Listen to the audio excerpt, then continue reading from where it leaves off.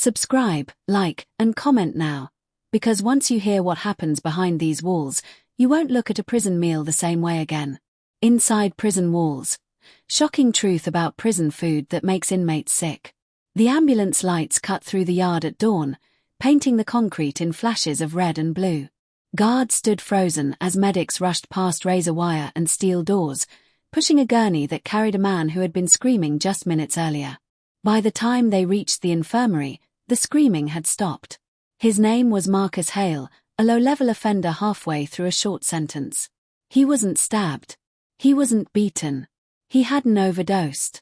According to the initial report, he collapsed after breakfast. Inside the cell block, rumors spread faster than lockdown orders. Inmates whispered about the smell, something sour, something wrong, coming from the trays that morning. Grey eggs, bread damp to the touch, meat that looked boiled into submission. Marcus had joked about it. One cellmate later recalled. "If this kills me," he'd said, sliding the tray back. But hunger has a way of winning arguments. He ate. By noon, 3 more men were vomiting. 1 fainted during count. A 4th complained of numbness in his hands. Officers chalked it up to anxiety, dehydration, the heat. The kitchen denied any issue.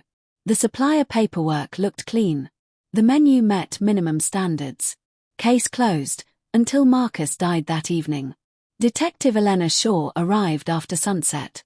She had seen prison deaths before, most of them written off with efficient language and thin investigations.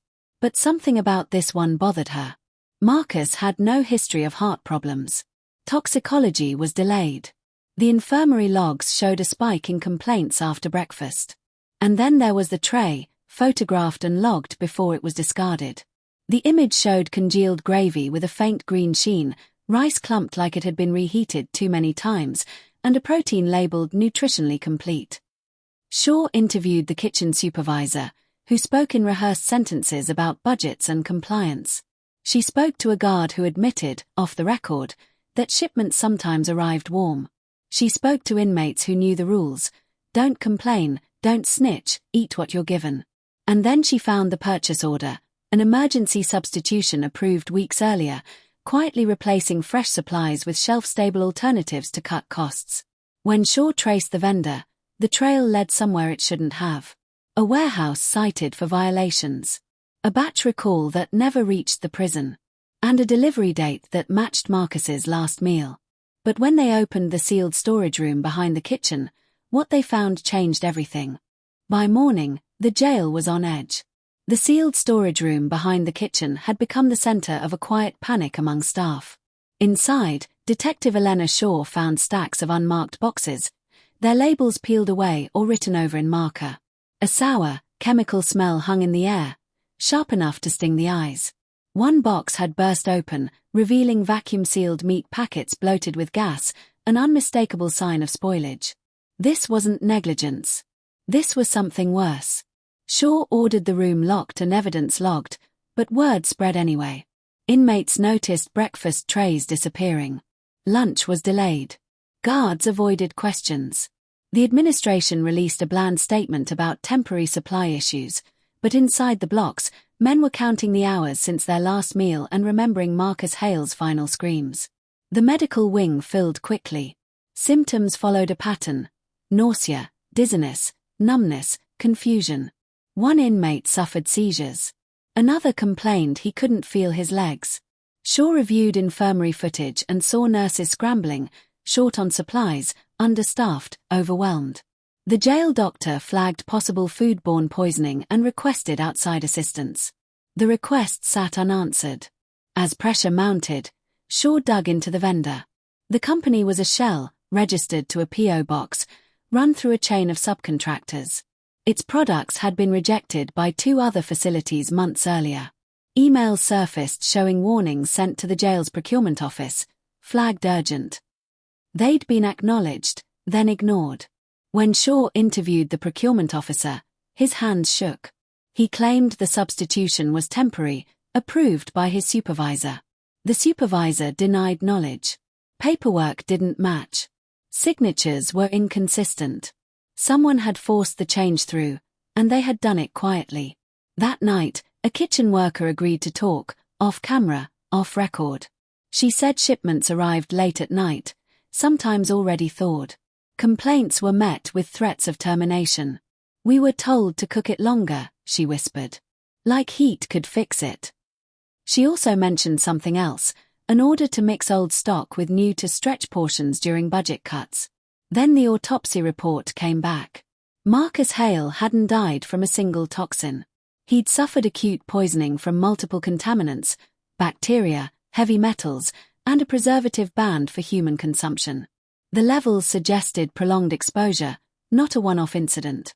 This food had been making people sick for weeks. Shaw pushed for a full shutdown of the kitchen. Before it could happen, evidence went missing. Boxes vanished from storage. Digital logs were wiped. And the procurement officer who'd been ready to cooperate failed to show up for his follow-up interview. His car was found abandoned near the river, keys still in the ignition. And as Shaw stared at the empty driver's seat, she realized this case was no longer just about bad food, it was about who was willing to kill to keep the truth buried. The disappearance of the procurement officer triggered a lockdown that lasted 18 hours. Cells slammed shut. Phones went dead. Guards doubled patrols, their faces tight with unease. Inside the jail, fear settled like dust, heavy and unavoidable.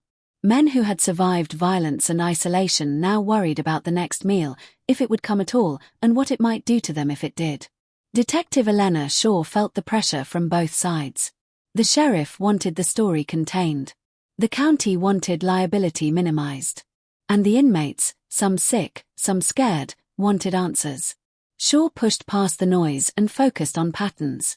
The medical reports showed a timeline that didn't fit an accident. Symptoms spiked after certain menu items. Those items traced back to the same vendor, the same substitutions, the same nights when deliveries arrived without inspection. Then a break. A junior IT technician, pale and exhausted, admitted he'd been ordered to clean up the procurement system after Marcus died. He restored fragments from a backup drive the supervisor didn't know existed. The files revealed altered invoices, falsified safety certifications, and a private email thread marked "Do Not Forward." In it, a senior administrator discussed acceptable loss and budget realities, warning that an inspection would cause more damage than a few complaints. Shaw confronted the administrator. He lawyered up instantly. Meanwhile, the kitchen worker who'd spoken to Shaw stopped showing up for shifts. When Shaw went to her apartment, the door was open and the place was empty. No signs of a struggle, just a trash bag filled with work uniforms and a phone left charging on the counter. Someone had told her to disappear. Or worse. Inside the jail, a riot nearly erupted when a dinner tray arrived with the same grey protein. Guards pulled it back at the last second. Word spread that the kitchen was still operating despite orders. Shaw learned why. A private contractor had taken over meals temporarily, the same network of shell companies, the same paper trail designed to blur responsibility.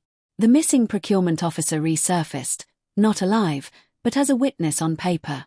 His vehicle search turned up a flash drive hidden under the seat liner. On it was a recorded confession, shaky and breathless. He admitted taking orders, approving substitutions, and ignoring warnings after being threatened with exposure over an unrelated mistake. He named names. He named amounts. He named dates. As Shaw listened, she understood the scope. This wasn't just one jail. It was a system exploiting silence, counting on inmates not being believed. And as the recording ended, a final message played, his voice breaking as he said, "If anything happens to me, check the storage room again." When they did, behind a false wall, they found the missing boxes, sealed, stamped, and marked for disposal. Marked, chillingly, for human consumption. The storage room evidence detonated the case overnight. Inspectors swept the jail kitchen at dawn, pulling samples from freezers, drains, and delivery crates. What they found confirmed the worst fears: expired stock relabeled, temperature logs falsified, and additives never approved for human consumption mixed into bulk meals. The contractor's name surfaced again and again, tied to facilities across multiple counties. Silence had been the business model. Inmates were the margin. Detective Shaw moved fast. Warrants dropped before the sun set. The administrator was arrested at his office, stunned as boxes of documents were carried out. The contractor's executives followed, charged with fraud, reckless endangerment, and conspiracy. When the procurement officer's confession went public, the narrative shattered. This wasn't negligence. It was policy. Inside the jail, meals were suspended. Emergency catering arrived under state supervision. The sick were treated, the records re-examined. Families learned the truth in waves, first anger, then grief, then resolve. Marcus Hale's mother stood at a press conference and read his last letter aloud. It wasn't an accusation. It was a warning. "They don't see us as people," he'd written. "They see numbers." The twist came a week later. An internal audit revealed the administrator had tried to flag the problem months earlier, quietly, through back channels, only to be overruled by the same contractor now facing charges. His late pivot didn't absolve him, but it complicated the story. Guilt had layers. Fear had leverage. The system rewarded compliance and punished resistance. Then came the settlement talks. The county pushed for closure. The contractor offered money without admission. Shaw opposed it. She released the timeline, every ignored complaint, every altered invoice, every meal served after warnings were logged. The public response was immediate. Oversight committees formed. Contracts were frozen. Other facilities began inspections, finding the same patterns hiding in plain sight. In the final hearing, the judge spoke plainly. "Food is care," he said. "Deny it safely, and you deny life." Sentences were handed down. Reforms ordered. The kitchen was rebuilt under independent supervision. But the ending didn't feel clean. Marcus was still gone. The kitchen worker never returned. The procurement officer's recording remained the last thing he'd ever say. Change arrived, but it arrived late. As the doors closed on the defendants, Shaw stood outside the jail, watching trucks unload fresh supplies under watchful eyes. It was better. Not perfect. Better. Because the truth was simple and brutal. Behind prison walls, survival often hinges on what no one wants to look at. And sometimes, the deadliest rule you can break is believing no one will notice.